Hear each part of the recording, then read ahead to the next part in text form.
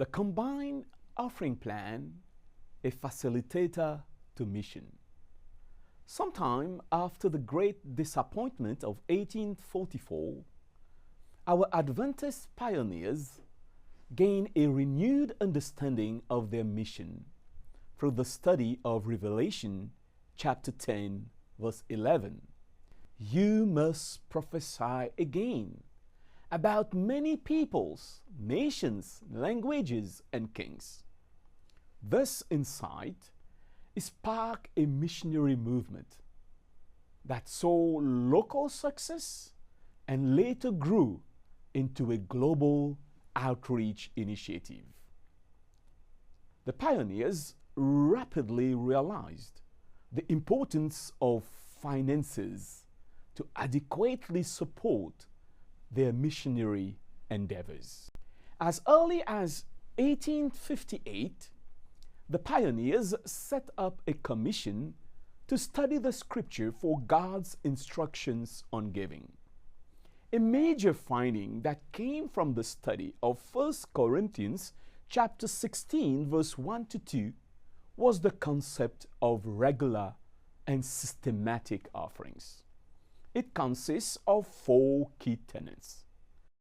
Planning ahead, the first day of the week, personal participation, each one of you, proportional giving, in keeping with your income, and solidarity, collection for the Lord's people. These principles form the bedrock of giving within the Adventist Church. After some years, in 1876, the World Church adopted the tithing system, which also includes regular and systematic offerings. When the implementation started in 1879, the impact on mission was huge. Church historian Novakova wrote, the new plan was implemented beginning the first week of 1879. It came at just the right time for the Seventh-day Adventist Church. Foreign missions and the rapid expansion of the church were greatly enhanced by the increased resources that came in through following the Bible tithing plan. Several years later, the church leadership recognized the need to provide additional guidance to members regarding offerings. The goal was to ensure that all areas of the church work received adequate support. To achieve this, structured offering plans were developed. In 1918, the calendar of offerings was introduced. It outlines offerings destination categories for each Sabbath. These offering designations were communicated to members in advance, and any unassigned offerings are automatically allocated to the designated category for that Sabbath. You can see an excerpt of the calendar of offerings for the month of May 2025 on your screen. The calendar of offering plan is currently adopted and practiced within the Trans-European Division, the Inter-European Division, and partially within the South Pacific Division. Another offering plan adopted by the church is the personal giving plan.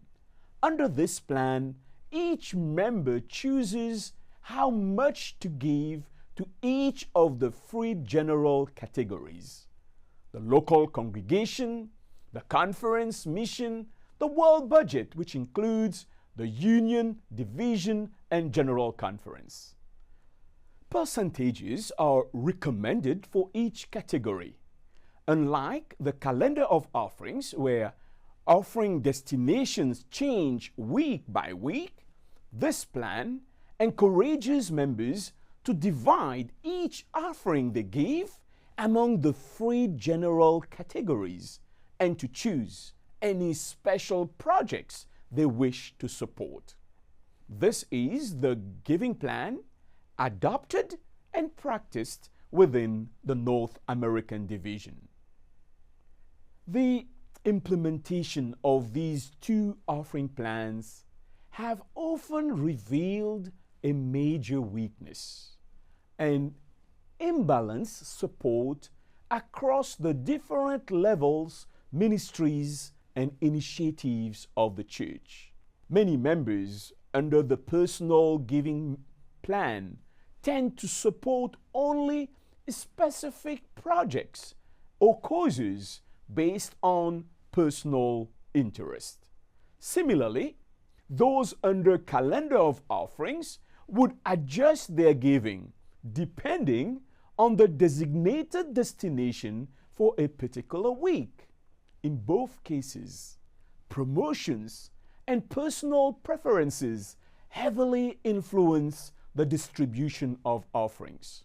Additionally, a deficiency in knowledge among members about the church structure and mission initiatives would affect their giving pattern. As a result, various branches of God's mission are left unattended.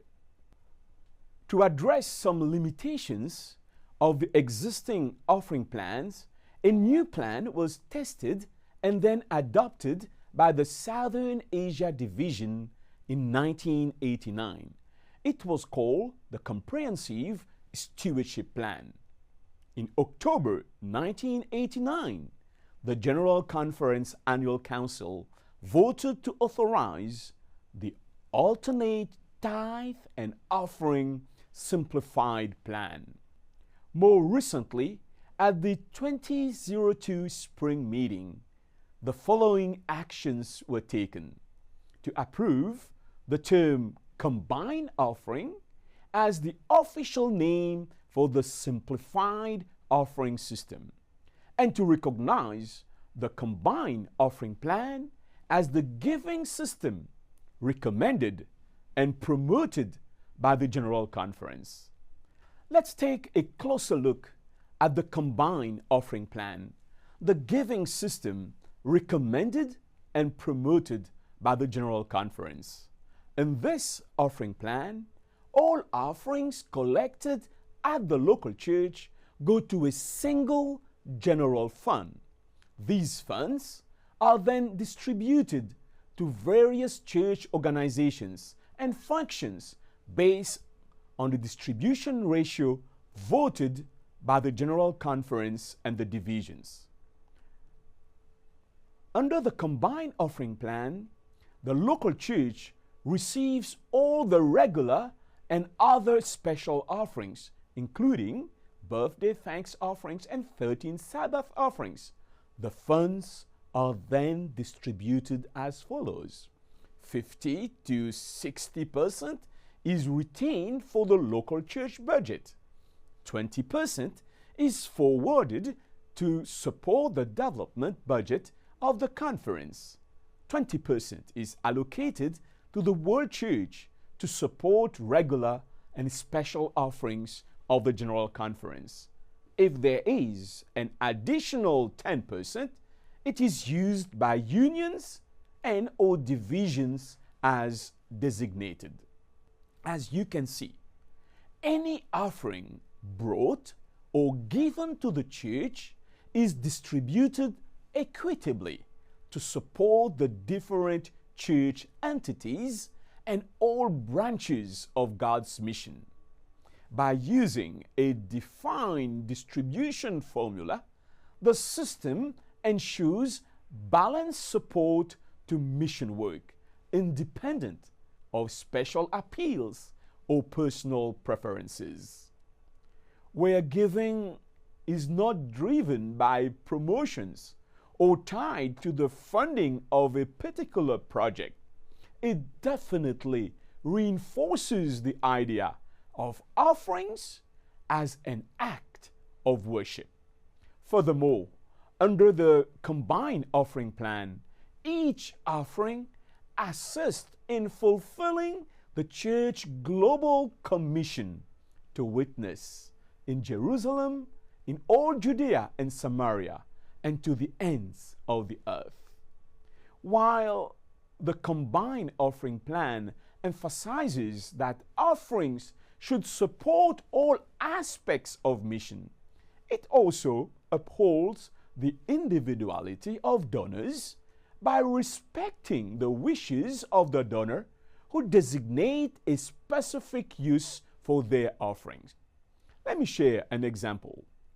In a territory where the combined offering plan was being practiced, the union and conference treasurers became concerned that too many offerings were being given as designated funds rather than unassigned offerings.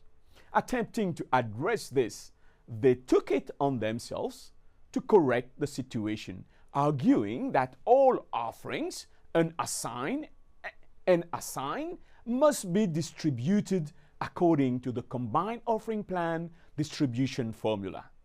However, during their annual audit, this action was flagged as a serious non-compliance issue. They had to revert the money to the specific purposes originally indicated by the donors. Experience has taught us how to effectively reduce the risk of people massively designating their offerings, which can weaken the financial system established by the combined offering plan. Two key practices help mitigate this risk. First, in region where the combined offering plan is adopted, it is important to avoid the frequent promotion of special project appeals. These appeals often lead members to designate their offerings, reducing the funds available for equitable distribution according to the combined offering plan formula. The proliferation of special project appeals may reveal a lack of an annual planning and budget at the local church or even at other administrative levels. Secondly, when and where a special project appeal is truly necessary, it is critical to clearly announce that contributions to the appeal should be above and beyond your regular return of tithe and systematic offerings through your local church. This reminder helps preserve the integrity of the regular offering system while allowing room for additional generosity. When a territory contemplates adopting a new offering plan, such as the combined offering plan, it is legitimate to ask about the potential benefits. As we've seen, the combined offering plan offers several key advantages. It simplifies the distribution of offerings, ensures equitable support for all branches of God's mission, and it strongly emphasizes the act of giving as a meaningful part of worship. Together, these features represent the significant strengths of the plan. However, a critical question remains. Would the adoption of the combined offering plan lead to increased participation in offerings and at a higher levels? Past experiences show that the results are mixed. Some territories have seen an increase in the offerings to tithe ratio after adopting the combined offering plans. Others have observed nothing to no change, and a few have experienced a decline in offerings. While more in-depth studies are required to investigate the outcomes of adopting the combined offering plan, cursory and anecdotal evidence clearly suggests that the COP is not the remedy for reversing the long-term decline in global offerings participation. Other factors, alongside the adoption of the combined offering plan, play a critical role to enhance participation in offerings. I would like to highlight two of these factors. First, intentional and ongoing education about regular and systematic giving for all segments of the church. It has to be said clearly, the combined offering plan is primarily an offering distribution tool. It was not designed to serve as an education instrument. Unless members, children, young people, prospective members, and newly baptized are instructed and reminded that giving offerings is an expression of spirituality and worship, the combined offering plan's distribution formula cannot change the reality about participation. Second factor that is often overlooked by those adopting the combined offering plan is the need to provide transparent and compelling information about how offerings impact mission.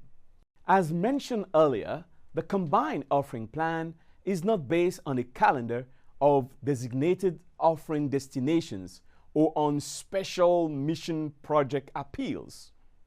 While this orientation is philosophically and theologically sound, it can unintentionally create a disconnect between giving and mission in the minds of members, weakening a major motivation to giving. And there is also this lingering question: how is the church using my offerings? Without clear answers, this can lead to distrust and withdrawal from giving. Therefore, territories adopting the combined offering plan should have a structure to ensure clear and regular communication about the use of offerings at every level receiving offerings, and share how offerings are transforming lives. The adoption of the combined offering plans brings with it several important benefits. It enhances the worship experience. Offerings are given as an act of worship, not simply to pay the bills. It strengthens mission. Each single offering supports all essential branches of the church mission, ensuring balanced and consistent funding. It simplifies giving. The system is straightforward for both the giver and those responsible for managing offering funds. When other favorable conditions to giving are nurtured, primarily within the local church, the combined offering system tends to yield its full benefits.